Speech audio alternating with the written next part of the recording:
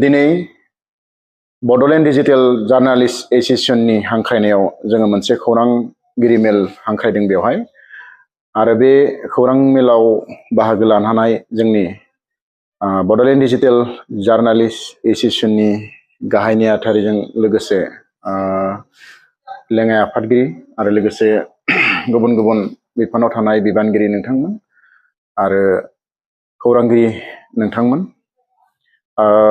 दिनैनि जे खौरांगिरि मेल बेखौ लानायनि गाहाय जाहोनानो जाबाय मा दिनैहाय जोङो फुङाव मोनसे निउस नुदों आरो बे निउसखौ लानानैनो जोङो दिनैनि नैबे खौरांगिरि मेलखौ जोङो हांख्रायनाय जादों आरो बे बाथ्राया जाबाय मा जे बनसुनि क'क्राझार जिल्ला कमिटिया बड'लेण्ड रादाब निउस बिजोंनि सायाव बिथांमोना मोनसे एफआइआर होदों आरो बे एफआइआरखौ होनायजों लोगोसे बिथांमोना मिडियानि सिगाङाव माखासे बाथ्रा बुंदों आरो जाय बाथ्राफोरखौ लानानै जों दिनै बड'लेण्ड डिजिटेल जार्नालिस्ट एसोसिएशना नैबे खौरांगिरि मेलखौ हांख्रायनो गोनां जादों। दा बाथ्राया जाबाय मा जोङो थांनाय 10 तारिखआव क'क्राझाराव जोंनि मोनसे मावफुं मेल जादोंमोन आरो बे मावफुं मेलाव जोङो अपेनलि जोङो मिडियानि सिगाङाव जों बुंनाय जादोंमोन जे जोंनि एसोसिएशनाव थानाय जेसेबां माने खौरां बिजों दङ बिथांमोना जुदि माबा मोनसे निउस फोसावनायाव सोरनियावबा जुदि नांदोंब्ला एबा गोरोन्थि जादोंब्ला बेखौ नोंथांमोना आसि दिन्थिना होनांगौ आरो माबा मोनसे गोरोन्थि बेबायदि जादोंब्ला नोंथांमोना जोंनि आफादगिरि नेहाथारि बा जायखिजाया सोद्रोमा बिथांमोननो फोरमायहरनांगौ आरो सावरायलायनांगौ आरो बेबायदि एफआइआर बा जोंनि गेजेराव एना एनि जानाङा बेबायदि बाथ्राखौ बुंदोंमोन। नाथाय गमामायैनो जोङो जे निउसखौ नुबाय बेवहाय बड'लेण्ड रादाब निउस बिजोङा बिथांमोननि जे बनसुनि मुंखौ लादों होननानै बुंदों आरो बे निउसखौ हयथ' गोबाङानो नुदों आरो हयथ' गोबाङानो नुवाखै आरो बड'लेण्ड रादाबनि गाहाय सामलायगिरि बिथांमोनजों जोङो सावरायलायदोंमोन आरो बिथांमोनाबो बुंदों जे बबेबा मोनसे लेभेलाव एसे गोरोन्थि जानो हागौ नाथाय बे गोरोन्थिखौ बिथांमोना लगे लगे खम समनि गेजेरावनो बेखौ सुद्रायदों होननानै बुंदों आरो बियो बोरैबा एसे मिस्टेक जादों होनना बुंदों इन्टेनसनलि बिथांमोना खालामाखै होननानै बुंदों आरो बिदिनो जायो मालाबा निउस लायोबाबो बेबायदि माने गोरोन्थि फोसावफ्लाङो बिथांमोनाबो कारेक्सन खालामो मालाबा माने प्रतिदिन टाइम मालाबा प्रतिदिन असमिया प्रतिदिन मालाबा नियम बार्ता पेपारफोरावबो जों माब्लाबा बेबायदि गोरोन्थि फोसावनायफोरखौ जों नुयो नाथाय बिथांमोना बेफोरबायदि माखासे गोरोन्थिफोरखौ सुद्रायना लायो नाथाय जोंनि बर'फोरनि बेलायाव मा जादों दायो जे एसे गोरोन्थि मोनब्लानो मानसिखौ माने हारेसमेन्ट होनांगौ मेन्टेलि टर्चार होनांगौ बेबायदि मेन्टेलिटि जोंनि गेजेराव जादों। दा ओंखायनो नैबे समाव आङो बुंनो लुबैदों जे बड'लेण्ड रादाबा माबाफोर गोरोन्थि मावदोंब्ला गोरोन्थि जादोंब्ला जिहेथु बिथांमोना जोंनि एसोसिएशनाव दङ आरो बिथांमोनखौबो जों बुंदों जे बेबायदि जुदि गोरोन्थि निउस फोसावदोंब्ला सेकेन्ड टाइम नोंथांमोना बेबायदि माने निउस फोसावनाङा होननानै जोङो बुंदों आरो बिथांमोनाबो बुंदों अके जोंनिफ्राय जों बेबायदि निउस फोसावा होननानै आरो बेखायनो आंबो खावलायनो लुबैदों बनसुनि क'क्राझार जिल्लानि जाय बिबानगिरिया माने स्टेटमेन्ट होदों बिथांमोनखौ आं खावलायनो लुबैदों जे नोंथांमोना माने बे केसखौ उइथड्र खालामना लानांगौ आरो बे केसखौ उइथड्र खालामना लानांगौ बेखायनो बुंदों जे डिजिटेल जार्नालिस्ट एसोसिएशना थांनाय 2019 मायथाइयाव बियो 5 इयार्स रानिं आरो नोंथांमोनाबो बर' जातिनि थाखायनो जोनोम जानाय मोनसे अर्गेनाइजेसन आरो जोंबो बर' जातिनि थाखायनो निउस बिजोंखौ माने जौगाहोनो थाखाय जोङो जोंनि नैबे बड'लेण्ड डिजिटेल जार्नालिस्ट एसोसिएशननि जोनोम जोङो जुदि बर'फोरनि खौरां बिजोंनि जिथु हिस्टरि जोंनि जारिमिनखौ जों नायोब्ला नुयो जे बेफोरबायदि हुमखि धुमखि होनाया नैबे समाव आं सानो जिहेतु बनसुखौ नोंथांमोनानो माहारियारि आफाद होननानै बुंना लादों बे आफादा जोङो सन्मानै नोंथांमोनखौ वी शुड रिसपेक्ट माने इच आदार नोंथांमोना मोनसे अर्गेनाइजेसन जोंबो मोनसे अर्गेनाइजेसन दा नोंथांमोना जिहेतु जातीय संगठन होनना लादों दा जातीय संगठन होनना लानाय मोनसे अर्गेनाइजेसना नोंथांमोना जोंखौ बुंदों जे बेबायदि निउस जुदि आरोबाव जुदि बर'नि निउस पर्टेलफोरा फोसावोब्ला नोंथांमोनखौ वार्निं होदो होनना बुंदों एक्सन लागोन होनना बुंदों साजा होगोन होननानै बुंदों दा बाथ्राया बेयो जोबोद गिदिर मोनसे बाथ्रा आरो बेखौ जों सहज भाबै लानो हायाखै आरो बेखौ जोङो माब्लाबाबो सहसबाबो हयथ' लानो हानाय नङा। मानो होनना बुङोब्ला जों नायदों जोंनि बर'नि जे जारिमिनाव जे बेबायदि हुमखि होनाय दाबि होनाय हयथ' सिगाङावबो जादोंमोन। जोंनि गोबां खौरांगिरिफोरखौ बेबायदिनो दाबि धुमखि होनानै सोरखौबा हयथ' गावथारदों, सोरखौबा हयथ' धुमखि होदों, सोरखौबा हयथ' बुदों, बेबायदि जाथायाबो जादों। दा बेनिखायनो जों गिखांनाय मोनदों। रायजो राजाफोरनि गेजेराव जोङो बेखौनो बुंदों जे बेबायदि धुमखि होलायनाय जायोबा गोदोनि मोनसे परिबेस बेफोर फैफिनगोन नामा? आरो माहारियारि आफाद हिसाबै नोंथांमोनखौ जों रेसपेक्ट खालामो। नोंथांमोननि खुगानिफ्राय जों बेबायदि लुबैया।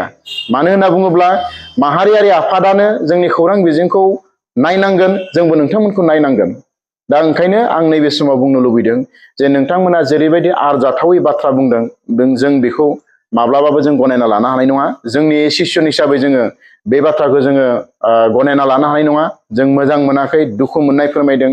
दा ओंखायनो जाय बिथाङा बेबायदि बाथ्रा बुंदों, जोङो बन्स'नि गासैबो माने बिबानगिरिफोरखौ बुङाखै आरो हयथ' सेन्ट्रेल लेभेलनि दैदेनगिरिफोरा बेबायदि बुंनांगौ, बेबायदि बुंनाङा, बेफोरबायदि बाथ्राखौ हयथ' फोरोङाखै। नाथाय जाय बिथाङा बेबायदि बाथ्राखौ बुंदों, बिथाङा उइद्र' खालामनांगौ, जोंनि एसोसिएसननिफ्राय खावलायनाय। मानो होनना बुङोब्ला जाय गोरोन्थि मावदों बिथांखौ आसि दिन्थिनानै बुं।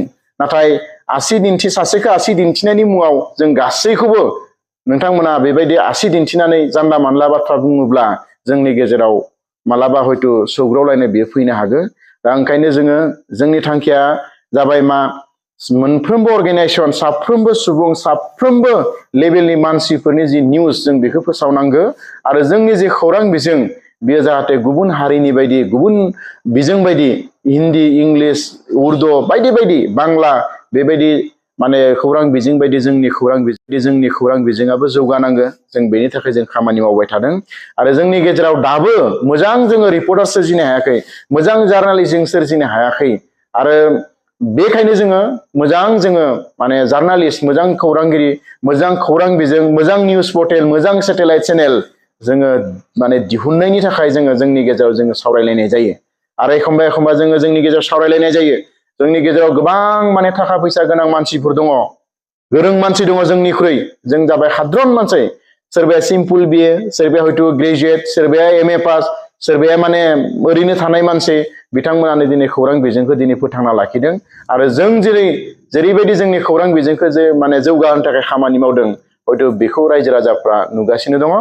दा ओंखायनो आं बुंदों मोननै बाथ्रा। मोनसेया जाबाय जिथु FIR, बेखौ नोंथांमोना उथायना लानांगौ। बेनि उनाव जोङो ज' सावरायलायगोन। 2 नम्बर बाथ्रा बे जाबाय मा, नोंथांमोना जोंखौ गासैबो निउस पर्टेलखौ नोंथांमोना जेरैबायदि हुमखि होदों, वार्निं होदों, एक्सन लागोन होनदों, साजा होगोन होनना बुंदों, बे बाथ्राखौ जाय बिथाङा बुंदों बेखौ उथायनानै लानांगौ, उइद्र' खालामनांगौ। आङो दिनै बन्स'नि आफादगिरि बिथांजों बनजित मन्जिल बसुमतारिजों आङो फनाव कन्टेक्ट खालामदोंमोन। बिथांनि फना रिं जादों। रिं जादोंब्लाबो बिथाङा आंनि फनखौ रिसिभ खालामाखै। आरो बे गासैबो बाथ्रानि सायाव आङो मोजाङै बिथांजों सावरायनो होननानै आं बिथांखौ फन खालामदोंमोन। बिथाङा नाथाय आंनि फनखौ रिसिभ खालामाखै। हयथ' नाम्बारा बिथांनो सेभ गैयाब्लाबो ट्रु कलार आंनिनो नामाव दङ हिसाबै बिथाङा हयथ' मिथिदों। सेकेन्ड टाइम आं मोनाबिलि समाव बिथांखौ फन खालामदोंमोन। माने बिथाङा आंनि जिथु फन बेखौ बिथाङा ब्लक खालामदों। आं माने कन्टेक्ट खालामनो हायाखै। दा बाथ्राया जाबाय मा, जे क'क्राझार जिल्लायाव दिनै माने जोंनि जे बड'लेण्ड रादाब बिथांमोननि सायाव जिथु केस होदों, दा बेखौ जों उइद्र' खालामनो थाखाय जों खावलायदों। आरो बेखौ बार बार बुंदों। आरो जोंनि जिहेतु माखासे माने चेनेलफोरखौ सरजाबनानै बिथांमोना जितु वार्निं होदों आरो बिथांमोना एक्सन लागोन होनदों, साजा होगोन होनदों। दा बेफोर गासैबो बाथ्राखौ जों जुदि नायोब्ला जोंबो बेबायदि बिथांमोना जुदि एसे दायावनो जुदि जोंखौ माने FIR होयोबा, आयेननि राहा लायोबा, हयथ' नैबे बाथ्राखौ बिथांमोना जुदि उइद्र' खालामाब्ला आरो FIR बिथांमोनाबो जुदि उइद्र' खालामाबा, जोंबो इयुन समाव आयेननि जिथु राहा बेखौ जोंबो लानांगोन।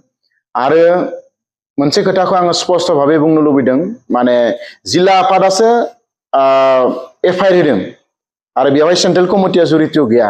नाथाय जोङो जुदि बेबायदि जुदि खालामबाय थायोब्ला, बा बेखौ जुदि बिथांमोना उइद्र' खालामाब्ला, आरो जिखिना बाथ्राखौ बिथांमोना बुंदों बेनि सायाव जुदि बिथांमोना फिन जुदि माने स्टेटमेन्ट होफिनाबा बा उइद्र' खालामाब्ला, फैगोन समाव जोङो बन्स'नि जिखिना निउस फैगोन, बंस'नि माखासे माने प्रग्रामसफोर फैगोन जोंनि जिहेतु एसेसनाव 15टा चेनेल दङ बे चेनेला बिथांमोननि निउसखौ माब्लाबा फोसावनाय नङा दा बेनिखायनो आङो सेन्ट्रेल कमिटिनि आफादगिरि बिथांखौ नैबे आयदायाव मोजाङै गोथौयै स्टाडि खालामनानै जाहाथे नैबे माने जिथुनिखि प्रब्लेम सोरजिदों दायो जादों बे प्रब्लेमखौ जाहाथे खम समनि गेजेराव बिथाङा सलुसन खालामनानै होयो दा बेखौ आङो जिल्ला कमिटिनि सेन्ट्रेल कमिटिनि बंस'नि